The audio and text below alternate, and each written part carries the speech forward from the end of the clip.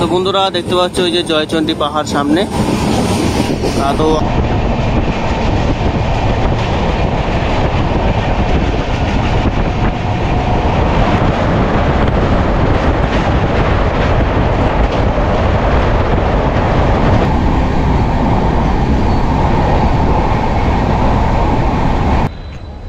আজকে জার্নিটা স্টার্ট হচ্ছে সাঁতরাগাছি রেলওয়ে স্টেশন থেকে। আর আজকে জার্নি করতে চলেছি সাঁতরাগাছি থেকে পুরুলিয়া রূপসী বাংলা এক্সপ্রেসে। আর এই রূপসী বাংলার সাঁতরাগাছি থেকে স্টপেজ হচ্ছে 6:28, আর আমরা পুরুলিয়া গিয়ে পৌঁছাবো 12টা বাজে। আর আজকে কিন্তু আমি একা যাচ্ছি না, আমার সাথে আছে কিন্তু আরোহী ট্যুর অ্যান্ড ট্রাভেলসের দিব্যেন্দুদাকে তোমরা সবাই চেনো। Good morning Anup. তো দিব্যেন্দুদার সাথে আজকে যাচ্ছি এই কারণে পুরুলিয়া, কেননা অযোধ্যা পাহাড়ের কাছে কিন্তু আরোহী ট্যুর অ্যান্ড ট্রাভেলস একটা নতুন হোটেল নিয়ে কাজ শুরু করছে। তো সেই হোটেলটা দেখতে যাচ্ছি কেমন না কেননা তোমরা তো যাবে যখন আমার ভিডিও দেখে, তা তোমাদেরও বুঝতে সুবিধা হবে যে হোটেলটা কেমন। ওইটা ঠিক 6:23, আর এই আছে কিন্তু 2 নম্বর প্ল্যাটফর্মে। আর আমাদের ট্রেন দিয়ে দিয়েছে রূপসী বাংলা এক্সপ্রেস।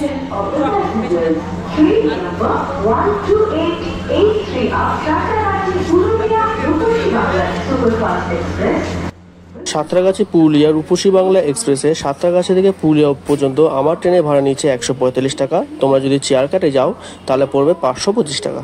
আর যদি তোমাদের কোচ পজিশন বলি, টোটাল 16টা কোচ আছে, তার মধ্যে 2খানা এসি চেয়ার কাট আর বাদ বাকি সব নর্মাল চেয়ার কাট।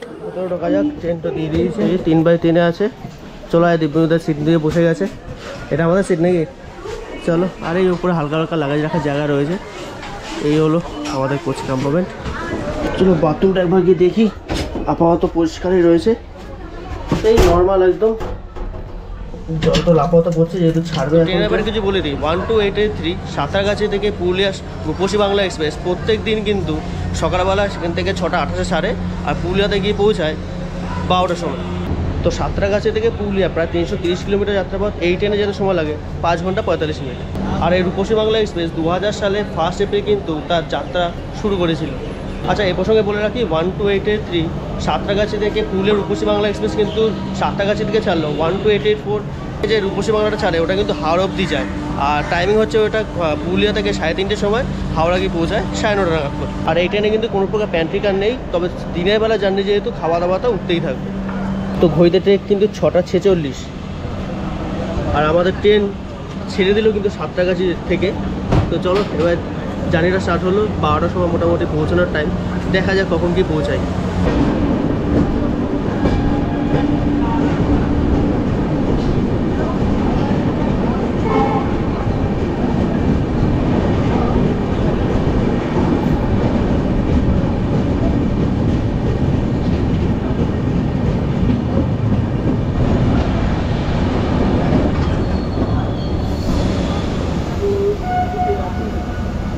তো তোমাদের একটু বলে দিই যে সাঁতরাগাছি থেকে ছাড়ার পর কোন স্টেশনে গিয়ে পৌঁছাবে।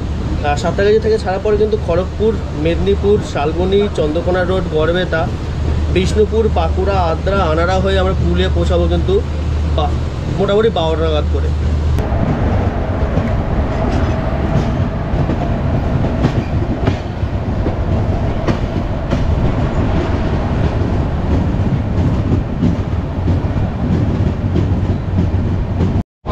তবে সিটে এসে বসলাম, আর ট্রেন কিন্তু মোটামুটি ফুল, তেমন ফুল নয়। ওই উপরে আমাদের লাগেজটা রেখে দিয়েছি।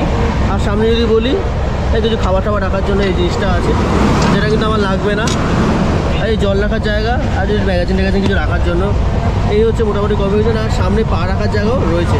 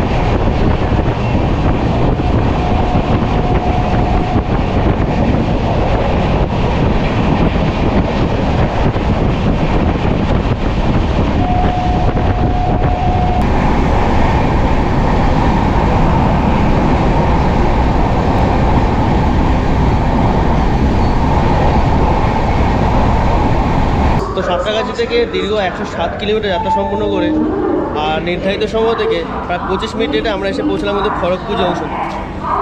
আর খড়গপুরে কিন্তু বেশ 5 মিনিট দাঁড়াবে, এই আমাদের ট্রেনের পাশে কিন্তু দাঁড়িয়ে আছে।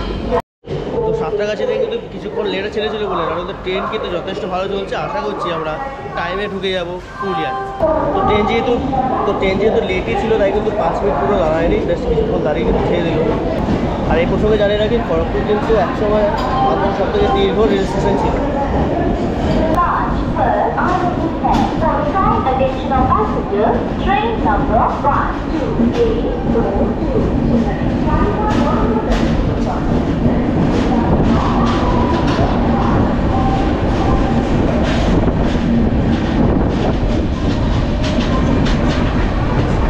তো তোমাদের তো প্রথমে বললাম যে ট্রেনে কিন্তু কোনো প্যান্ট্রিকার নেই, তবে সারাদিনে কিন্তু বিভিন্ন রকম খাবার পেয়ে যাবে। মুড়ি নিয়ে নিয়েছি, তো এরভাবে চলবে আর কি। মুড়ি, চা এরকম কিন্তু এই ট্রেনে চলতেই থাকবে। তো এরপরে কিন্তু আমরা চলে আসলাম মেদিনীপুর স্টেশনে। তো সব স্টেশনে দাঁড়াচ্ছি না, যে কটা বেশ ইম্পর্টেন্ট বড় বড় স্টেশন থাকবে সেখানে দাঁড়াবো। এবং সেখানে বেশ কিছুক্ষণের ওয়েট আছে, তাই বেরিয়ে পড়বো আবার আমাদের গন্তব্যস্থলের উদ্দেশ্যে। কিছুক্ষণের ওয়েট নিয়ে কিন্তু আমরা বেরিয়ে পড়লাম মেদিনীপুর থেকে।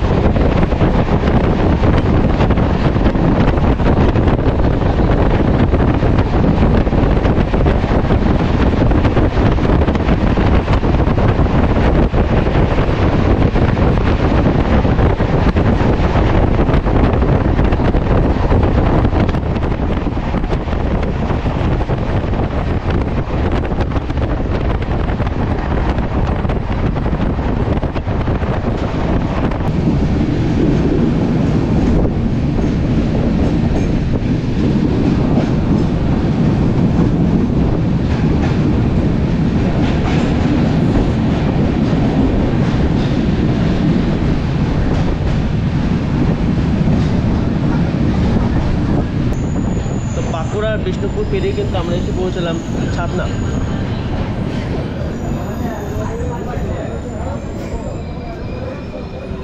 তো জাস্ট 1 মিনিটে একটা স্টপেজ ছিল এখানে, বেরিয়ে পড়লাম আবার পুরুলিয়া উদ্দেশ্যে। আর এরপরে কিন্তু আনাড়া হয়ে আমরা পুরুলিয়া পৌঁছে যাবো।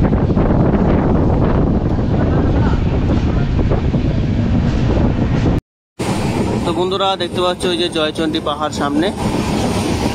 তো আগেবার যখন আমি পুরুলিয়া আসলাম তখন কিন্তু অলরেডি জয়চণ্ডী পাহাড় ঘুরেছি, সেই ভিডিওটা অলরেডি আপলোড করা আছে। যদি না দেখে থাকো অবশ্যই দেখে নিতে পারো। তো আমরা কিন্তু আজকে যাচ্ছি পুরুলিয়ায়, আর বেশি পথ হলে কিন্তু আমরা পৌঁছে যাবো পুরুলিয়ায়। আর দূরে তোমার দেখতে পাচ্ছ জয়চণ্ডী পাহাড়।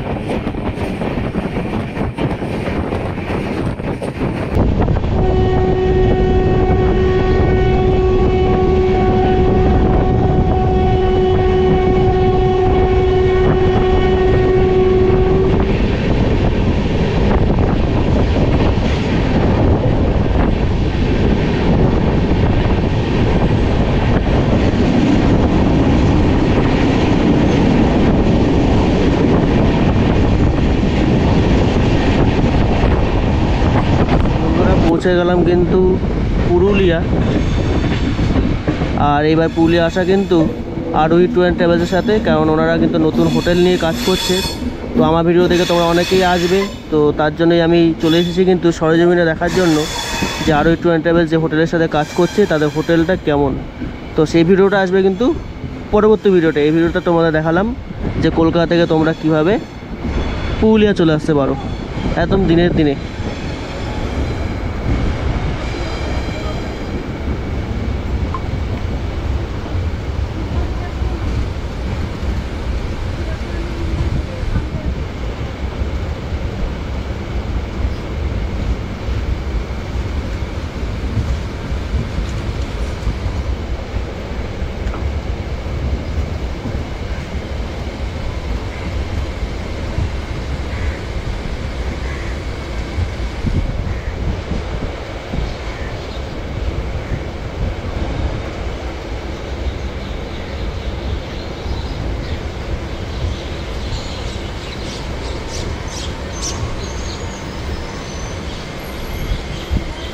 তো সাঁতরাগাছি থেকে 315 কিলোমিটার যাত্রা সম্পূর্ণ করে আমরা এসে পৌঁছলাম কিন্তু পুরুলিয়া, একদম টাইমে ঢুকিয়েছে রূপসী বাংলা এক্সপ্রেস।